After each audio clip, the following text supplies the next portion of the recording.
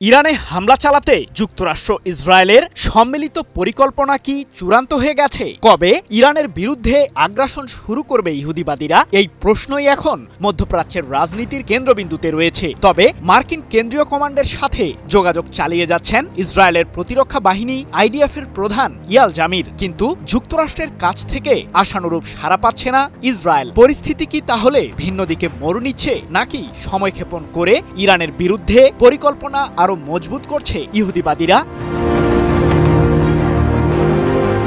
ইরানকে ঘিরে মধ্যপ্রাচ্যের রাজনীতিতে বিরাজ করছে চরম উৎকণ্ঠা। কারণ এই দেশটির বিরুদ্ধে যুক্তরাষ্ট্র ইসরায়েল সম্মিলিতভাবে হামলা চালালে পুরো উপসাগরীয় অঞ্চলেই যুদ্ধের উত্তাপ ছড়িয়ে পড়বে। এমনকি ইরানের সর্বোচ্চ ধর্মীয় নেতা আয়াতুল্লাহ আলী খামেনিও হুঁশিয়ারি দিয়েই জানিয়েছেন, আঞ্চলিক যুদ্ধের জন্যই ষড়যন্ত্র করছে যুক্তরাষ্ট্র। যদিও ইরানের জনগণকে সাথে নিয়েই শত্রুর বিরুদ্ধে লড়াই করার শপথ নিয়েছেন খামেনি।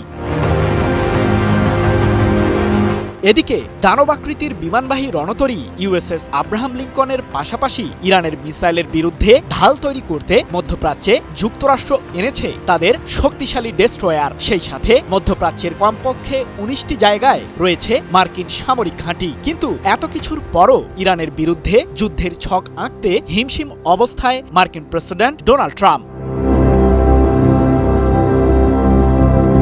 এমন উত্তেজনাকর পরিস্থিতির মাঝেই জানা গেল ইরানের বিরুদ্ধে যুক্তরাষ্ট্রের সম্ভাব্য আগ্রাসন শুরু করার দিনক্ষণের প্রসঙ্গটি। আইডিএফের প্রধান ইয়াল জামিরের বরাতে ইসরায়েলি সংবাদ মাধ্যমগুলো দাবি করেছে যে আগামী ২ সপ্তাহ থেকে ২ মাসের মাঝেই ইরানের বিরুদ্ধে হামলা চালাবে যুক্তরাষ্ট্র। ১ ফেব্রুয়ারি এক প্রতিবেদনে বিষয়টি নিশ্চিত করেছে তুরস্কের সংবাদ মাধ্যম আনাদলু এজেন্সি। মূলত ইসরায়েলের আশঙ্কা, ইরানের সাথে পারমাণবিক ইস্যুতে সমঝোতায় পৌঁছাতে পারে যুক্তরাষ্ট্র। ফলে সেই চুক্তি থেকে বাদ পড়তে পারে ইরানের ব্যালিস্টিক মিসাইল কর্মসূচিটি। এমনকি ইসরায়েলের প্রধানমন্ত্রী বেনিয়ামিন নেতানিয়াহুকে না জানিয়েই ইরানের সাথে সমঝোতা করতে পারেন ট্রাম্প, এমন দাবিও করেছে সংবাদ মাধ্যমটি। যদিও গত কিছুদিন ধরেই মার্কিন কেন্দ্রীয় কমান্ডের প্রধান অ্যাডমিরাল ব্র্যাড কুপারের সাথে কয়েক দফায় বৈঠক করেছেন আইডিএফের প্রধান ইয়াল জামির। সেই বৈঠকে তারা মূলত ইরানের বিরুদ্ধে সামরিক পদক্ষেপ নেওয়ার বিষয়টি নিয়েই আলোচনা করেছেন বলে বিভিন্ন আন্তর্জাতিক সংবাদ মাধ্যমের দাবি। কিন্তু প্রশ্ন থেকেই যায়, ইরানের বিরুদ্ধে কি চূড়ান্ত পদক্ষেপ নেবেন মার্কিন প্রেসিডেন্ট ডোনাল্ড ট্রাম্প?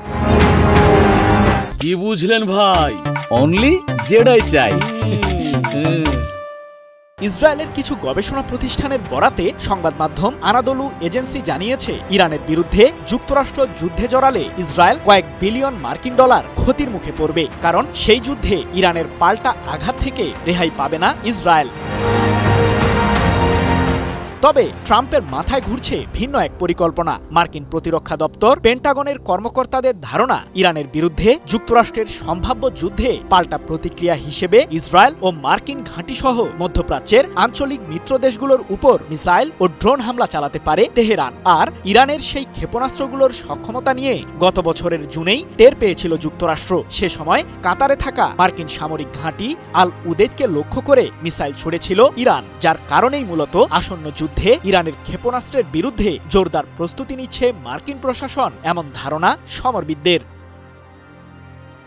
সৃজন মাহমুদ, নিউজ 24।